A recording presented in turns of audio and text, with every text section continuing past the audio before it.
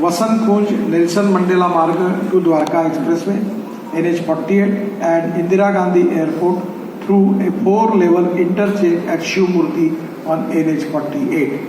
ये 3000 करोड़ का है। DPR इसका पूरा हुआ है, जल्दी इस काम की शुरुआत हो जाएगी। फिर जो ईस्टर्न पेरिफेरल एक्सप्रेसवे जो है, आपको पता है कि हरियाणा, दिल्ली, उत्तर प्रदेश, राजस्थान, ऐसा ये बहुत इम्पोर्टेंट है। ये करीब 12,000 करोड़ का है और हमने 2018 में इसको पूरा किया है। फिर दिल्ली मेरठ एक्सप्रेसवे, ये 8,000 करोड़ का है, 95 किलोमीटर है। ऑल द पैकेजेस कंप्लीट हुए। एक्सपेक्ट चिंपियाना आरओबी ये होने का है। रोड हो गया, ये आरओबी भी हो गया है, तो ये रोड अब पूरा हो गया। दिल्ली मेरठ जहाँ 4-4.5 घंटे लगते थे, 45 मिनट 50 मिनट में हो गया। फिर 6 लेन गुड़गांव टू सोना, ये 22 किलोमीटर है, 2,000 करोड़ का। ये सितंबर 2022 में पूरा हुआ है। और 4 lane UP Haryana border to Sonipat, ये 41 किलोमीटर है, 1100 करोड़ का। ये मार्च 2022 में पूरा हुआ है। फ्लाईओवर और अंडरपास ऑन दिल्ली गुरुग्राम, ये 1000 करोड़ के एक प्रोजेक्ट थे, ये पूरी तरह फरवरी 2019 में पूरे हुए हैं।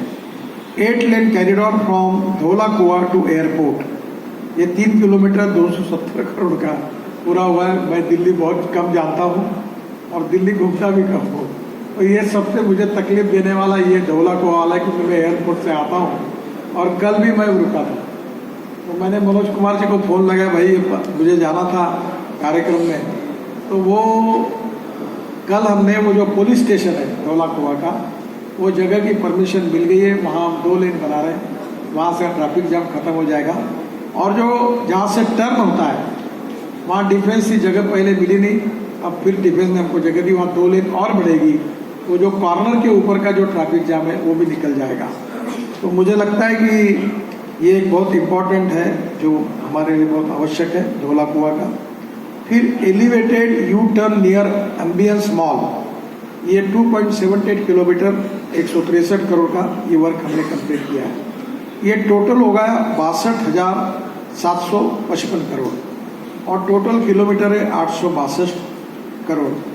अब मैंने दिल्ली को 1500 करोड़ रुपए सेंट्रल रोड फंड में दिया है और ये 1500 करोड़ रुपए में दिल्ली की फुटपाथ, दिल्ली का अच्छा लैंडस्केपिंग, अच्छी ग्रीन लगे, ड्रेनेज लाइन, ऐसा करके दिल्ली के रोड को अच्छा करने के लिए आदरणीय LG साहब, दिल्ली की सरकार और दिल्ली के सांसद, इनको बुलाकर मैं मीटिंग करने वाला हूँ और इससे ये काम होगा। अब इसमें आखिरी का जो रोड है वो है दिल्ली देहरादून, और ये जो दिल्ली देहरादून है ये अक्षरधाम से शुरू होता है, जिसके लिए आज आप सब लोग इकट्ठा हुए। तो ये जो रोड है ये वैसे 20,000 करोड़ का है और इसमें 12,000 करोड़ दिल्ली देहरादून के हैं। ये total 212 kilometre 6 lane Delhi Dehradun greenfield access control express है।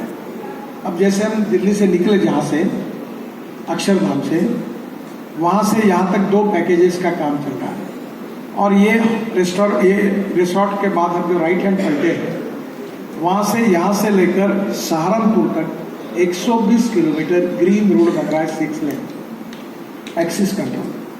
ये जो 6 लेन है ये पूरा काम जोरों में शुरू है और 120 किलोमीटर ये सहारनपुर बाईपास तक जाएगा और वहाँ से फिर हम उसको एलिवेटेड रोड बनाएंगे। इधर 31 किलोमीटर है, कुछ एलिवेटेड है, 20 किलोमीटर फिर थोड़ा रोड है, फिर ये 120 किलोमीटर और उसके बाद फिर 20 किलोमीटर एलिवेटेड है। तो वो इस प्रकार से इसकी जो पैकेजेस है उसकी जानकारी आपको दूंगा। इसमें दिल्ली से देहरादून की अभी दूरी 235 किलोमीटर है, इसमें 23 किलोमीटर की कमी आएगी। अब दिल्ली से देहरादून जाने के लिए 6 घंटे 7 घंटे लगते हैं, अब दिल्ली से देहरादून 2 घंटे में और दिल्ली से हरिद्वार करीब 1.5-2 घंटे में संभव होगा। और इस दिसंबर के बाद दिल्ली से देहरादून हवाई जहाज की सर्विस बंद होगी। दिल्ली के जयपुर की भी बंद होगी और दिल्ली से चंडीगढ़ के भी बंद होगी। तो ये जो एक्सप्रेस वे दिल्ली के अक्षरधाम के पास DME से शुरू होगा, शास्त्री पार्क, हजूरी खास, मंडोला, बागपत से खेकड़ा, में ईपी इंटरचेंज से शामली सहारनपुर होकर देहरादून तक बनेगा। 2100 करोड़ के लिए इस रोड में हम हरिद्वार के लिए एक 50 किलोमीटर का स्पेशल स्पर बना रहे हैं, जो इसमें इसका ही पार्ट है। और 5000 करोड़ का हम शामली टू अंबाला ऐसा एक नया रास्ता 120 किलोमीटर ग्रीन बना रहे हैं। और ये जो शामली से अंबाला होगा, ये चंडीगढ़ के लिए भी ये मार्ग बन जाएगा। और स्वाभाविक रूप से अंबाला के बाद चंडीगढ़ जाना आसान होगा। चंडीगढ़ 2-2.25 घंटे में हम चंडीगढ़ पहुँचेंगे। तो अब चंडीगढ़ जाने के लिए भी लोग इसका उपयोग करेंगे। ये टोटल 20,000 करोड़ रुपए इस हाईवे पर हम खर्चा कर रहे हैं। इसमें से अक्षरधाम से ईपीए तक जो है वो एलिवेटेड रोड है, जो आपने देखा ही है। उसमें 3 और 3 6 लेन ये हमारा रोड है। और दोनों बाजू में हम 2-2 लेन के 3 लेन के सर्विस रोड बनाए। उसको नीचे में अंडरपास बना है। बहुत कंजस्टेड एरिया आपने देखा है। और इसमें यहाँ के लोगों को राहत मिलेगी। दिसंबर के पहले यह सब काम पूरा करने का टारगेट हमने रखा है और इसका इनॉग्रेशन दिसंबर के पहले करेंगे। ईपीए से बागपत, शामली, मुजफ्फरनगर, सहारनपुर बाईपास से गणेशपुर तक 162 किलोमीटर काम भी हम लोग दिसंबर तक पूरा करने की कोशिश करेंगे। गणेशपुर से डाटकाली मंदिर होकर देहरादून के आशा रोडी तक 19 किलोमीटर का मार्ग ये भी इसमें है। डाटकाली में 2000 करोड़ की लागत से हम 340 मीटर लंबी 3 लेन की टनल बना रहे हैं। तो ये भी बहुत इंपॉर्टेंट, जिसका निर्माण कार्य जल्दी शुरू होगा। पहले एक टनल ऑलरेडी बनी है, अब दूसरी बनने से इसकी सुविधा हो जाएगी।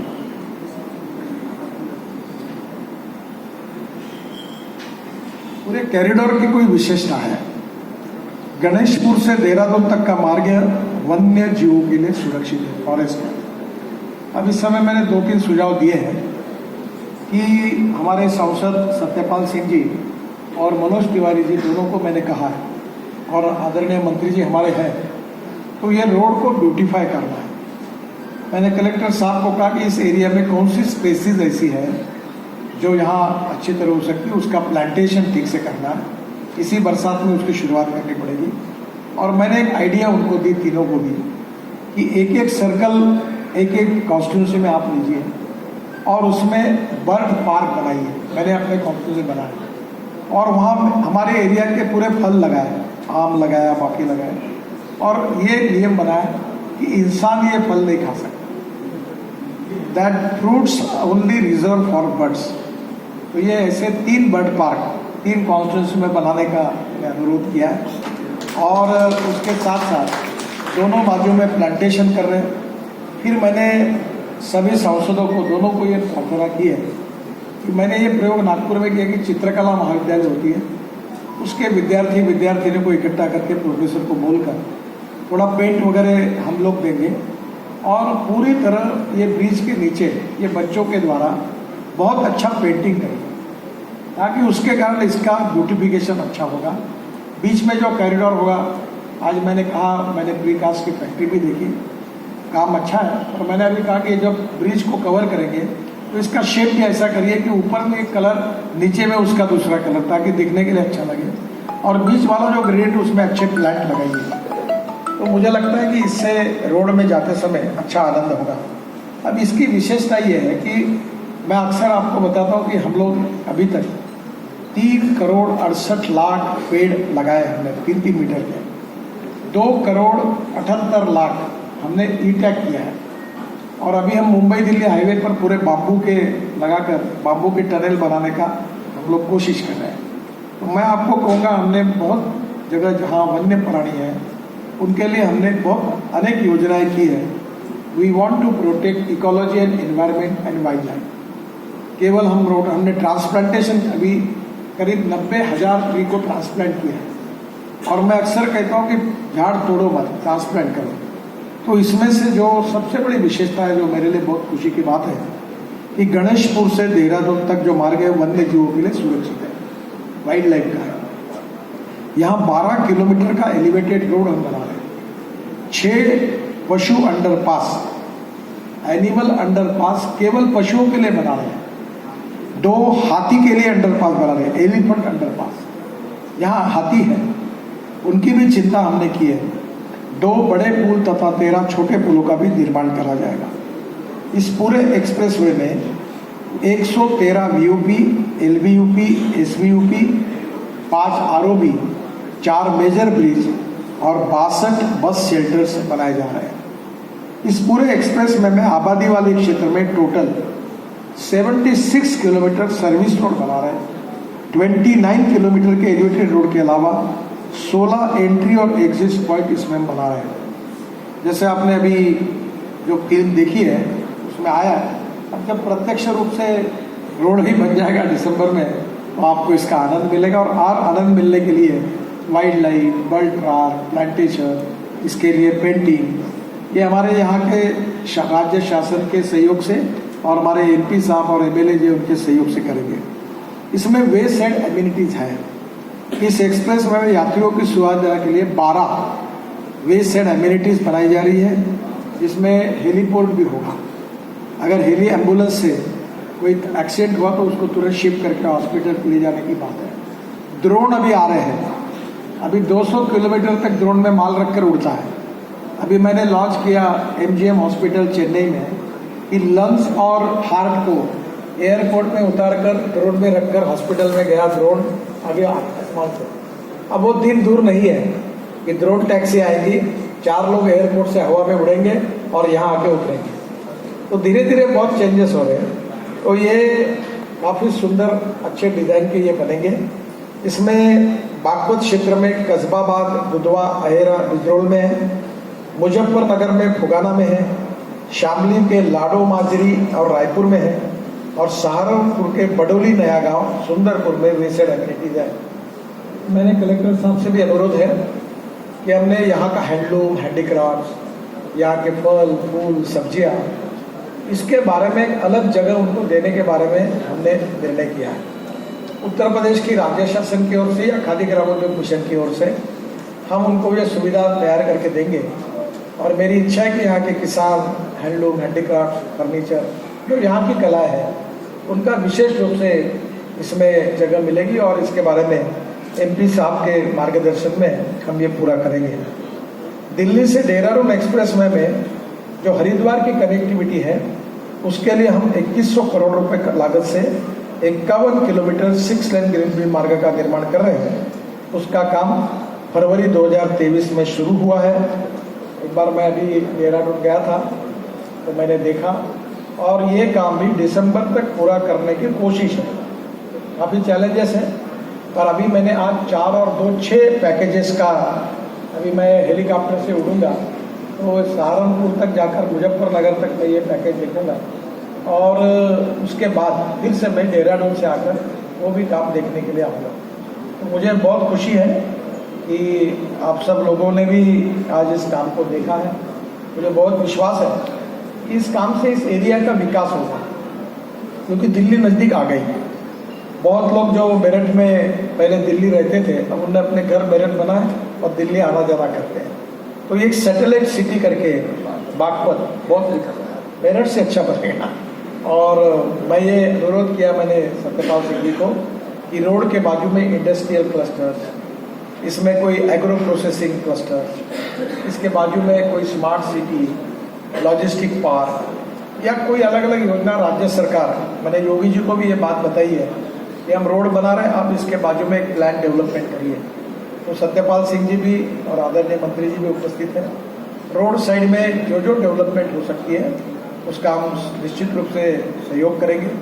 देहरादून के आगे हम बद्रीनाथ, केदारनाथ, गंगोत्री, यमुनोत्री 12,000 करोड़ का रोड बना रहे हैं। फिर ऑल सीजन रोड है। फिर केदारनाथ में रोपवे बना रहे हैं, केबल कार बना रहे हैं, 260 रोपवे केबल कार बना रहे हैं। तो टूरिस्ट जो है अभी दुगने हो गए, ये रोड बनने के बाद दुगने हो जाएंगे। और ये जो एग्जिस्टिंग दिल्ली मेरठ हाईवे है, इसका 50% ट्रैफिक कम होगा। तो उसको भी हम आगे अच्छा कैसा करेंगे, इसके बारे में हम जरूर सोचेंगे। तो हमने ये तय किया कि 2024 समाप्त होने के पहले हमारे भारत का रोड इंफ्रास्ट्रक्चर आदरणीय मोदी जी के नेतृत्व में अमेरिका के बराबर बनेगा। मैंने ये भी कहा है कि उत्तर प्रदेश और बिहार का भी और नॉर्थ ईस्ट का भी अमेरिका के बराबर जो स्टैंडर्ड्स हुए, जिस प्रकार के रोड बन रहे हैं, हम क्वालिटी के साथ कोई कॉम्प्रोमाइज़ नहीं करते। किसी ठेकेदार को मेरे घर आने की आवश्यकता नहीं पड़ती। हम करप्शन फ्री है, ट्रांसपेरेंट है, टाइम बाउंड है और क्वालिटी कॉन्शियस है। अभी मैंने कहा वाइब्रेटिंग रोलर 30 टन का यूज करो, मैंने मंत्री जी को समझाया कि ये मैंने क्यों कहा, कॉम्पैक्शन अच्छा होना चाहिए, रोड की लाइफ 20-20, 25 साल, 50 साल कुछ नहीं होना चाहिए। और मुझे लगता है कि ये भारत की जनता की भी संपत्ति है, हम तो विश्वस्त के रूप में काम करते हैं। तो आप लोगों का आज बहुत सहयोग मिला, इसके बाद आपका भोजन भी है। अगले बार जब मैं देहरादून से आऊँगा तो आप में से कुछ लोग आ सकेंगे तो जरूर ले जाऊँगा। फिर से एक बार आप सबको बहुत बहुत धन्यवाद। और विशेष रूप से उत्तर प्रदेश की सरकार, आदरणीय मंत्री जी भी है, योगी जी है, इनके नेतृत्व में हमारे को जिला प्रशासन ने, पुलिस ने काफ़ी सहयोग किया। और आज मैंने उनको एक सुझाव दिया कि ये जो रोड है गांव का, इसको एक बार गिन लो और एक बार अगर अतिक्रमण होगा तो उसको तोड़ दो। मेरा अनुभव ऐसा है कि अतिक्रमण तोड़ने से मेरे हर चुनाव में मार्जिन बढ़ती है। तो मैंने कहा अभी के सिंह जी को और सत्यपाल को चिंता मत करिए, रोड अच्छा होना चाहिए, एक्सीडेंट नहीं होने चाहिए और इस लोगों को अच्छा इंफ्रास्ट्रक्चर का आनंद मिलना चाहिए। बहुत बहुत धन्यवाद। आप इसी विषय से रिलेटेड प्रश्न होंगे तो पूछिए। माइक दीजिए। आपका नाम बताइए, कौन से पेपर? मेरा नाम मेहंदी हसन है जी, और दैनिक भास्कर अखबार से जिला इंचार्ज। आपसे आने से पहले यहाँ के अधिकारियों ने ऐसा माहौल क्रिएट किया कि जो लोकल की मीडिया है वो मंत्री जी की प्रेस वार्ता में नहीं जाएगी। तरह तरह के चर्चाएं हुई, लेकिन फिर भी हमारे डीएम साहब ने आपसे बात किया जिससे भी हमारी अनुमति होगी। लेकिन फिर उसके बीच में क्या हुआ, अब आप जो है सबसे पिछली तरफ बैठोगे, यहाँ पे जो है नेशनल मीडिया बैठेगी, जो यहाँ के स्थानीय मीडिया। मैं आपको एक बात बता सर, नहीं आप बोलो सर, ये आप 1 मिनट सुन लीजिए, थोड़ा सा आपको तकलीफ होगी तो उसके माफ करिए। दूसरी बात, नेशनल और ऐसा कोई हमने भेदभाव नहीं किया, यहाँ खाली पड़ा था, जितने लोग बैठे थे उनको कहा आप आगे आइए। सर मेहरबानी करके आप इसको अलग टर्म में लीजिए, आपको पूछना है वो सवाल पूछिए। बहुत अच्छे और सच्चे और काम करने वाले मंत्री जी है, लेकिन इन्होंने एक माहौल ऐसा किया। अभी मैंने आपको दिल्ली में व्यक्त किया ना, छोड़ दीजिए उसको। अब मैंने बोला कि छोड़ दो, आप सवाल पूछो। आप पूछिए मैडम, पूछिए।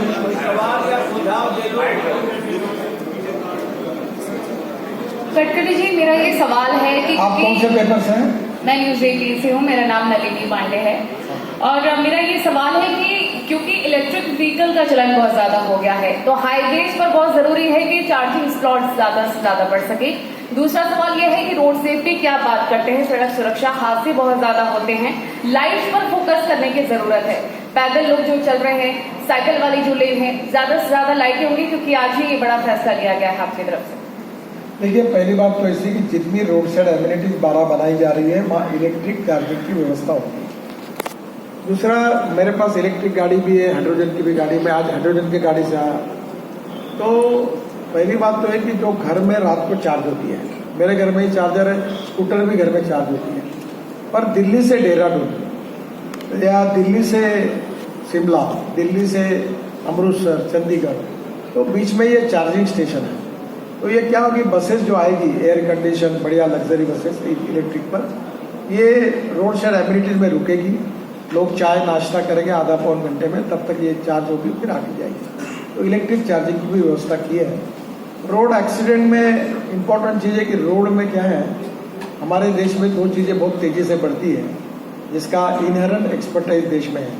एक पॉपुलेशन ग्रोथ और दूसरा ऑटोमोबाइल ग्रोथ। और हमारे देश में 5 लाख एक्सीडेंट होते हैं, 1.5 लाख मौतें होती है, और लोग रोड के ऊपर दुकानें डाल देती है और उससे तकलीफ होती है। तो एक्सिस कंट्रोल हाईवे बनने से एक्सीडेंट में कमी आती है। ये बहुत कठिन काम है, हम कोशिश कर रहे हैं। 8 साल वीके सिंह साहब, हमने, हमारे मिनिस्टर ने बहुत कोशिश की, फिर भी हमको जैसी चाहिए वैसे कामयाबी नहीं मिली है। हम लोगों की मरने वालों की संख्या हम कम नहीं कर पाए। लेन डिसिप्लिन, हेलमेट पहनना, गाड़ी चलाते हुए मोबाइल पे बात नहीं करना, ये अभी 6 एयरबैग्स की बात हमने की है। हमने ऑटोमोबाइल इंजीनियरिंग में और रोड इंजीनियरिंग में काफ़ी सुधार कर रहे हैं। इसके साथ एजुकेशन लोगों का बहुत कर रहे हैं। इन्फोर्समेंट जो है, नया मोटर व्हीकल एक्ट लाया है, लेन डिसिप्लिन की बात लाई है कि हेवी व्हीकल जो है ट्रक वगैरह वो लास्ट लेन में जाएंगे। अब मीडिया भी हमको सहयोग कर रही है, पर मुझे कबूल करते हुए इस बात का दुख है कि अभी भी हम लोगों की जान बचाने में जितना चाहिए वो सफल नहीं हुए, और मरने वाले लोगों में 18 से 34 वयोवर्ग के करीब 60% लोग हैं। तो कोशिश तो कर रहे हैं आप सब, ये ह्यूमन बिहेवियर का भी इसमें सबसे बड़ा रोल है। जब तक कानून के प्रति सम्मान नहीं और डर नहीं तो ये समस्या रहेगी, और आप सबके सहयोग से हम कोशिश कर रहे हैं, इसमें निश्चित रूप से जल्दी सफलता मिलेगी, यही उम्मीद है।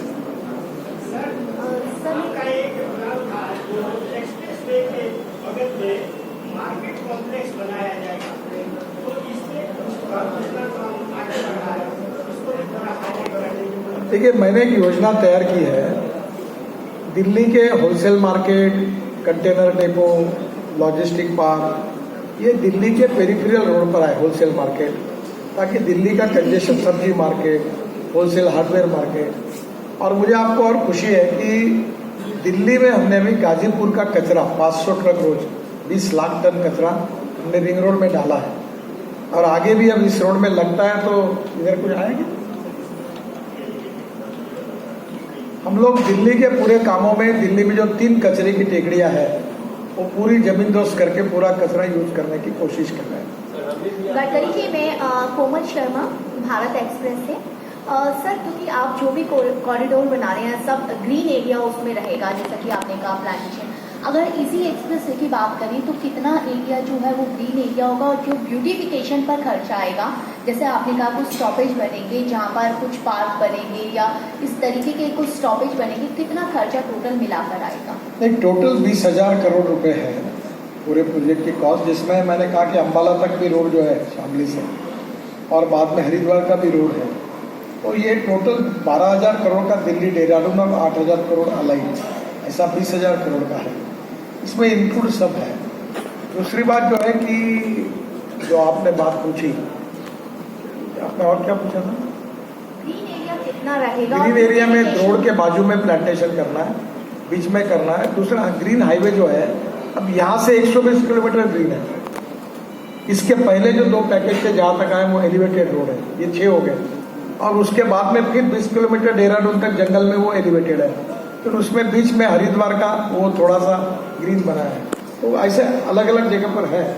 ओवरऑल 212 किलोमीटर में मेरे अंदाज से कम 50 किलोमीटर एलिवेटेड होगा, और करीब 120-25 किलोमीटर ये ग्रीन होगा, बराबर 120 रोड ग्रीन है, और कुछ जो है एग्जिस्टिंग रोड को हमने यूज किया है।